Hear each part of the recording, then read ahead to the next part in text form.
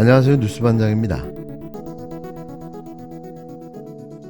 드디어 국힘당 지역구 첫 경선 결과가 발표됐습니다. 그런데 공정하고 투명한 시스템 공천이라고 떠들어댔지만 막상 뚜껑을 열자 그 밥에 그 나물, 짜고 치는 고스톱이었는데요. 이러려고 한동훈 비대위원장이 그렇게 설레발을 쳐댔나 싶습니다. 한마디로 정리하면 현역 횡재, 신인 횡사였는데요.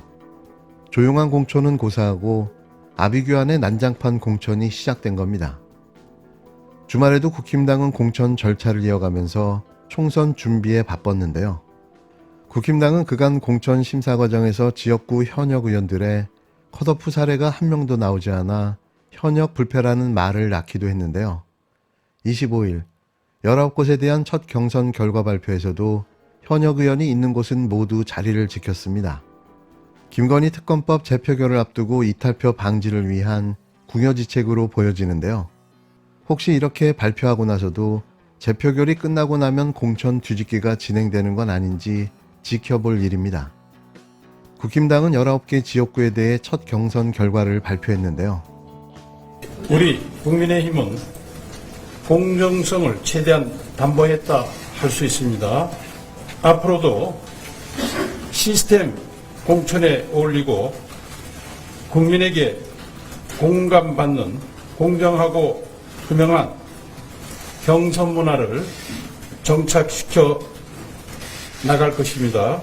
금일 경선 집계 결과를 발표하겠습니다.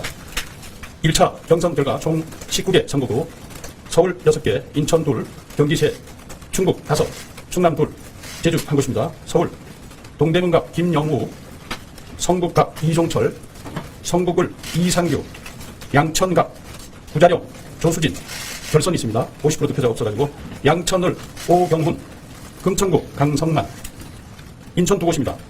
남동을 신재경, 부평갑 유재홍, 경기 3곳입니다. 의정부시 을 이형석, 강주 을 조옥동 한명주 결선입니다. 여기도 50%가 안 나왔습니다. 여주 양평군 김성교, 충북 5곳입니다. 청주시 상당구 정우태, 충주시 이종배, 제천 단양군 엄태영, 보은 옥천 영동 예산군 박덕흠, 증평 진천 음성군 경대수, 충남 2곳입니다. 고령 서천군 장동혁, 아산시 을 전망곤, 제주 1곳입니다. 서귀포시 고기철 이상입니다. 5곳은 현역 의원 지역구였는데 이종배, 박덕흠, 엄태영, 장동혁 의원 등 5명 모두 본선행 티켓을 거머쥐었습니다.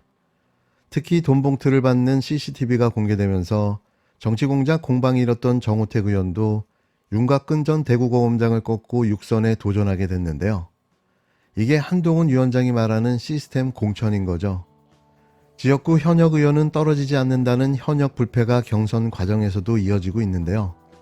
다만 비례대표 재선 의원인 이태규 의원은 김성교 전 의원에게 패배해 고배를 마셨습니다.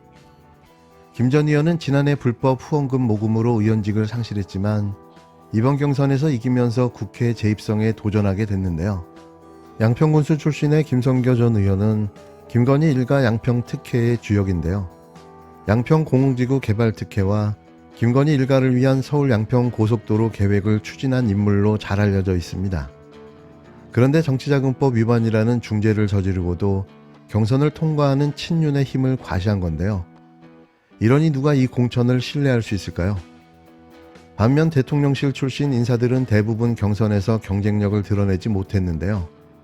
전현직 의원과 대결한 여명, 최지우, 이동석 전 대통령실 행정관은 모두 패했습니다.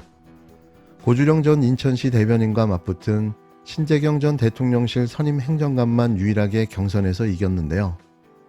전현직 의원과 당 지도부 간 3파전으로 주목받은 서울 양천구갑은 여론조사 과반 득표자가 나오지 않아 조수진 의원과 구자룡 비대위원이 양자 결선을 치르게 됐습니다. 국힘당 경선 결과를 발표하기 전 각 후보자 측을 불러 여론조사 결과를 함께 개봉했다고 밝혔는데요.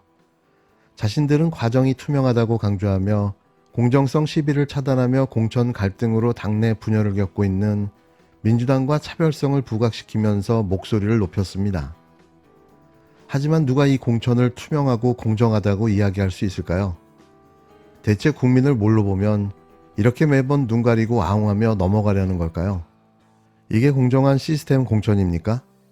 매일같이 국힘당 당사 앞에서 벌어지는 진풍경들이 진실을 말해주고 있습니다. 돌이켜보면 저는 위기 때마다 이재명 대표를 앞장서서 지지하고 도왔고 오늘의 당대표를 만드는데 그 누구보다 열심이었습니다. 그런데 지금 후회합니다. 저는 지난주 백현동 판결을 보면서 이재명 대표가 국민을 상대로 거짓말을 하고 있다는 생각을 지울 수 없었습니다. 제가 사실은 누구보다 이재명 대표를 믿었습니다. 그런데 백현동 판결문을 보면서 우리 당의 당대표, 특히 총선을 이끌어야 될 당대표가 그 판결에 의하면 너무나 이 결과가 너무나 좀 보여서 저뿐만 아니라 서울에 있는 중도 이상의 많은 분들은 그 판결문을 보고 이미 실망을 했을 거라고 저는 알고 있고, 그렇다면 서울 총선은 너무너무 어려워지기 때문에 그래서 당대표를 그만두라는 게 아니라 총선 지휘를 다른 사람이 좀 하고 그분은 조금 물러나 있어야 그 총선에서 조금이라도 이길 수 있고, 그게 또 당대표를 살리는 길이었기 때문에 제가 충원을 한 건데 그것마저도 수용이 안 되는 상황인 거죠. 추잡하다, 더럽고 잡스럽다. 말이나 행동이 지저분하고 상스럽다는 뜻의 추잡하다. 추잡하다는 말은 이럴 때 쓰는 말이 아닐까 싶습니다. 과거 말도 안 되는 이유로 컷오프 당해 공천 탈락한 정청래 의원처럼 쿨하게 승복하고 인정했다면 지지자들이 다음 기회에 여지를 줄 수도 있었습니다. 선당 후사라는 말처럼 다음을 기약하고 이번 선거의 승리를 위해 나섰더라면 그의 미래는 달라졌을 텐데요. 오늘만 사는 그는 어쩔 수 없었나 봅니다. 결국 그의 그릇은 여기까지였는데요. 그는 탈당과 함께 당대표를 비판하며 내부 총질로 태세 전환을 시작했습니다. 국힘당과 비명, 반명 지지자들에게 공격의 빌미를 만들어줬는데요. 하지만 그가 그럴수록 민주당 시스템 공천이 옳았다는 것만 증명해 주고 있는 거죠. 이후 그의 모습은 점입 가경이었는데요. 민주당 지지자들과 싸워가며 매일같이 근거도 없는 내부 총질만 이어가고 있습니다. 흑화, 열화, 그 어떤 말로도 이해할 수 없는데요. 자신의 밥그릇이 사라지자 오늘만 살겠다고 나선 겁니다. 참 대단하고 어이가 없는데요. 저는 사실 이수진 의원에 대해 언급을 자제하려고 했습니다. 공천 탈락이라는 충격을 받고 저럴 수도 있을 거라고 생각했기 때문인데요. 하지만 계속해 폭주하는 그의 모습을 보면서 이분은 더 이상 우리와 함께할 수 없다고 생각했습니다. 선을 넘어도 한참 넘어버렸기 때문인 거죠. 정치는 오늘만 사는 사람이 하는 것이 아닌 것 같은데요. 오늘만 살 거면 이젠 변호사 사무실을 개업하는 것도 방법이 되지 않을까 싶습니다. 이수진 의원, 멀리 안 나가겠습니다.